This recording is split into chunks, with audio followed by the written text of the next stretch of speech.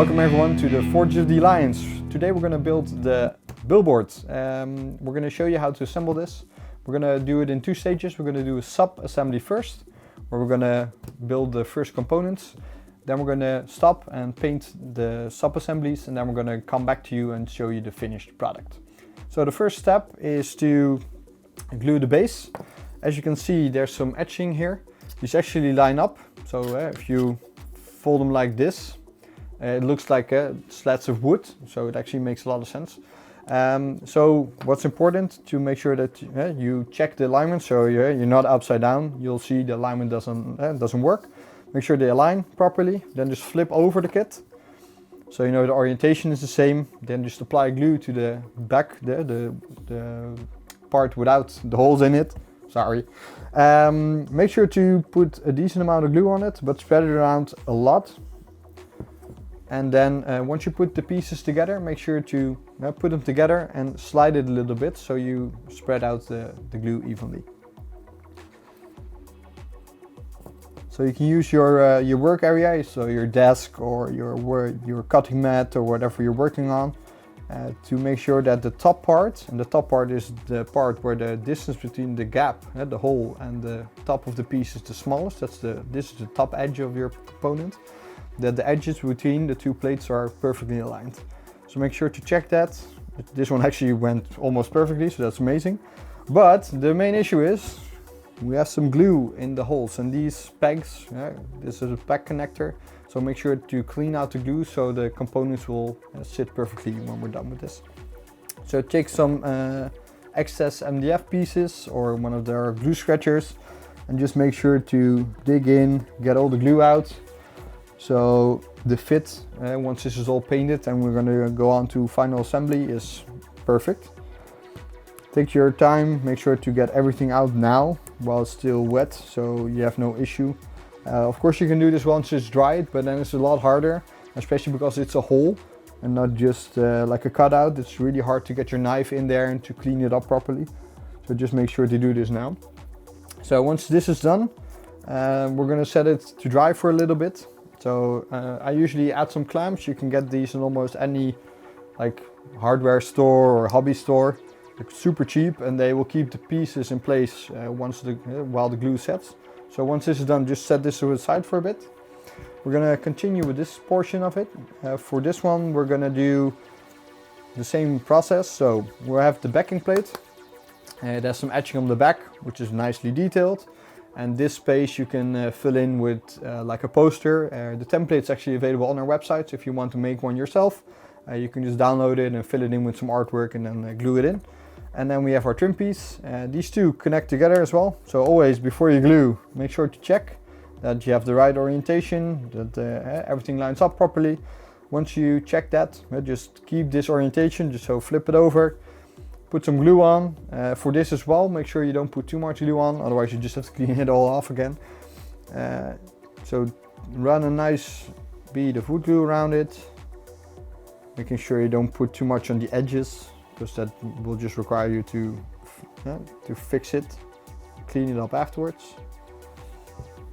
So once that's done, while keeping the same orientation, line it up as well as you can. You will always have some glue spilling out, but that's actually good because that means there's a very good connection.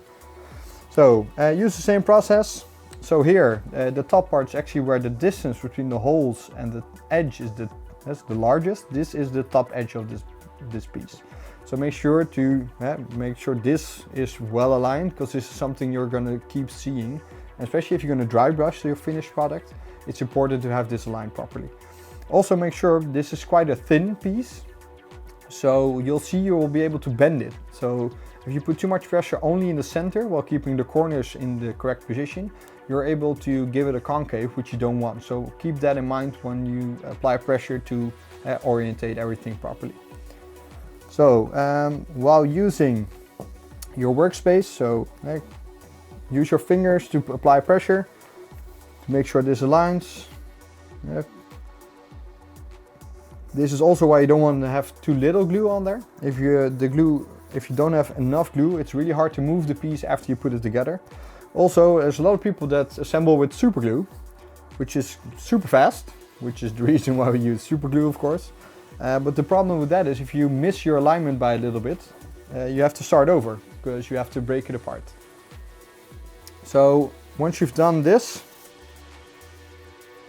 make sure to clean up any excess glue on the outside rim and in the center.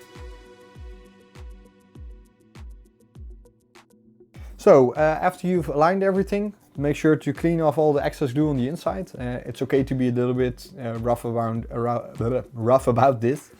The reason why is you can finish this off with a poster, or if you don't finish it off with a poster, because it's the inside edge, you're not going to see a lot of it. But while you're at it, you might as well clean it up, right? So just take up your excess piece, just make sure to clean up all the glue. By now it should be a little bit dry, so it's actually quite easy to remove without it being super hard. Okay, so once this is completed, we can stop here. So make sure to let this dry for a little bit. Because it's quite a thin piece, this glue will set really fast, but give it at least another 10-20 minutes and then go outside, prime it and paint in any color you want. And then we're gonna come back to you with the painted sub assemblies, and we're going to show you the final assembly. So we will be back soon.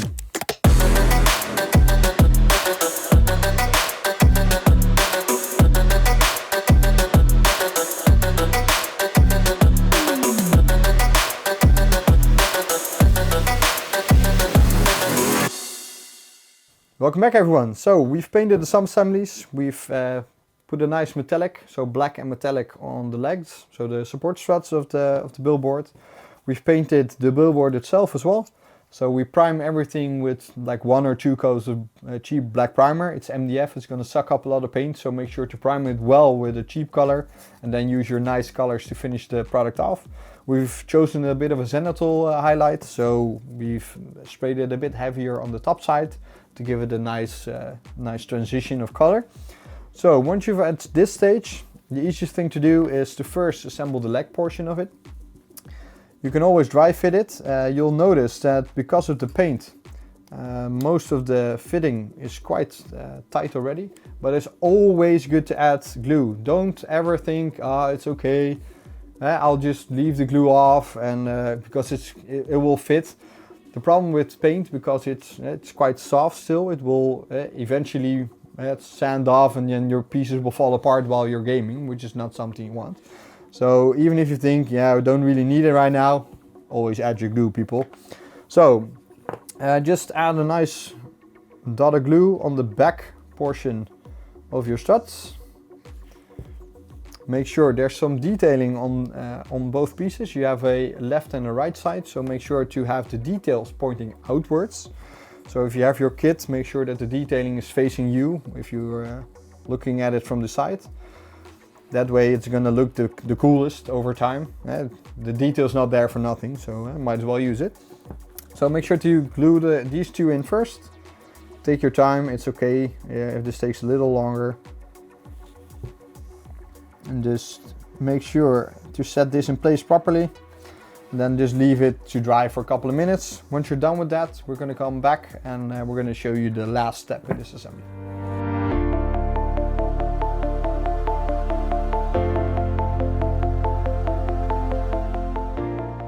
Okay everyone, so we left this to dry for a little bit. So the last step we're going to do is to put a little bit of glue on these two edges. Once we've done that, we can put them all together and we get the final product. What you'll notice, and I'm just going to show you real quick, is that because it's a protruding design, in that you can see the struts on the inside, you're going to see the two, the silver squares in there. Of course you can leave that, you can paint over that, you can spray this again with the color of your choice, or put a poster over it, or just leave it as is, of course. Just be aware that this will happen, so don't forget that this is part of how you assemble the kit. So the last stages, I'm just going to put some glue in.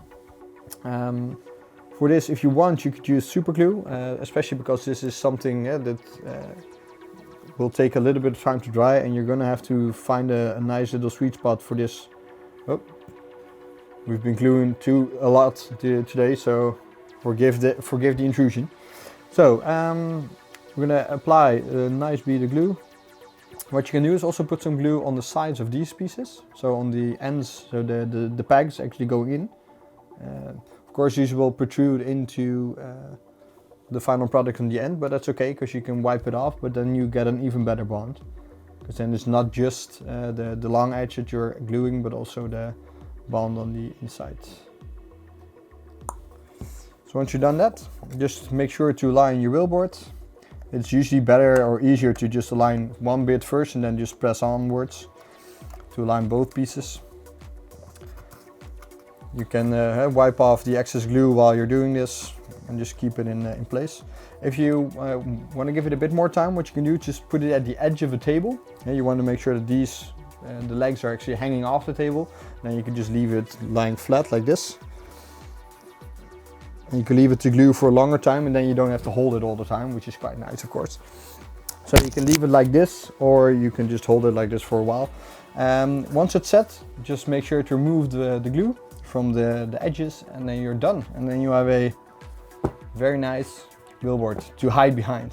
So guys, see you later. See you soon. Thanks for watching.